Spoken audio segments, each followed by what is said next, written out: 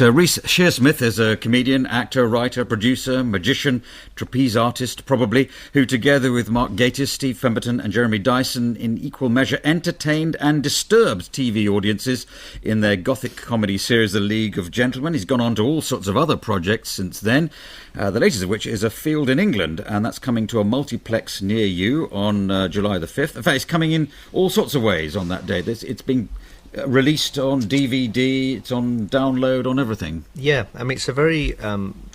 it's a tiny film, really, so I think one of the thoughts behind its release was that it just try and get as many people to see it as possible.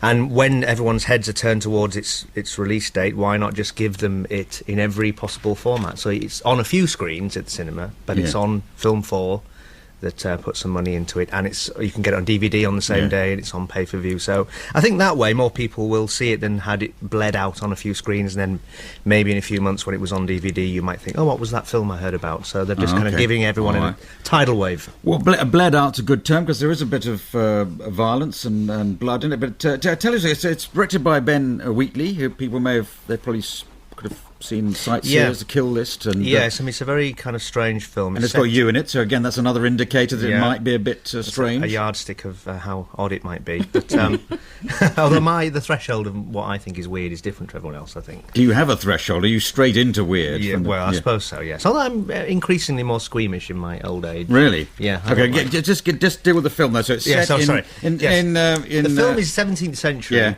Civil War movie, there's very few of them actually. Very few.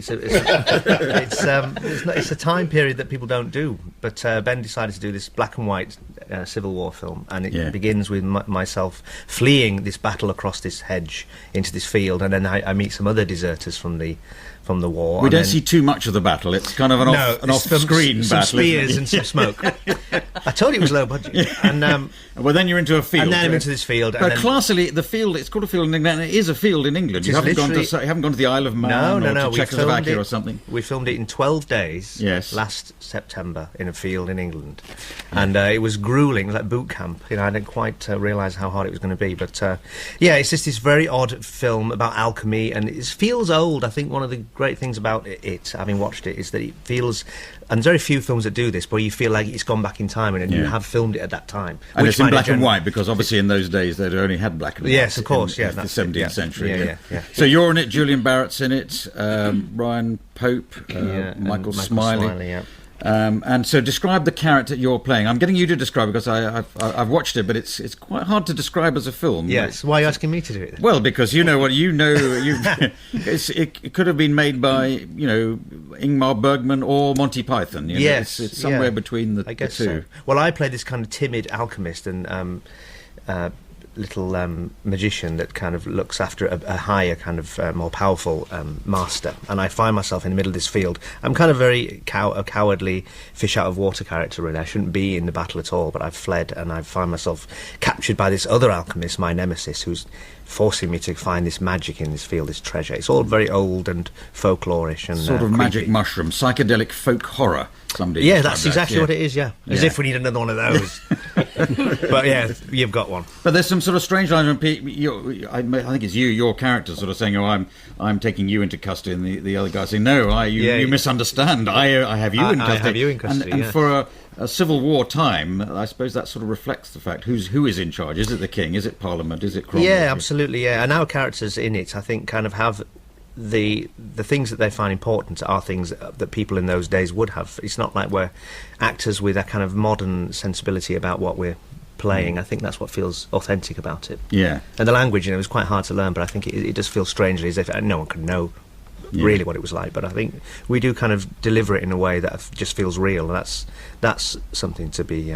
to be commended. Commended. There's a bit of swearing as well, a bit of firing and gun fighting. It's quite gory here and there. Yeah, it gets kind of a bit of a western at the end. I think there's a bit of a shootout, but it was very exciting to film it, and I hope people go along with it. I mean, it's a very odd little film. So what I have to ask is, what is it about you that attracts you to this gothic form, the horror genre? I mean, you've done other things as well, which we may have time to talk about as well. But I suppose people first noticed you in the League of Gentlemen when you guys got together with what sort of mutual interest in weird? Would that be a fair way? I guess so. I mean, we never thought of it as a kind of movement, and no one sat us down and said, you know what, there isn't a dark comedy group, and it was just what we found funny, and we just did it. And happily, people went along with it and thought it was. I think we were pegged by other people as being dark. We never really saw it like that. No, but you met at, was it called Brendan Hall College? Yeah, Bretton Hall. Sorry, it's Bretton now Hall. Closed. It's but that sounds like a location. Well, when you went to Bretton Hall College, it was in the middle of it's the West Yorkshire Sculpture Park near Wakefield, and you're warned of cabin fever.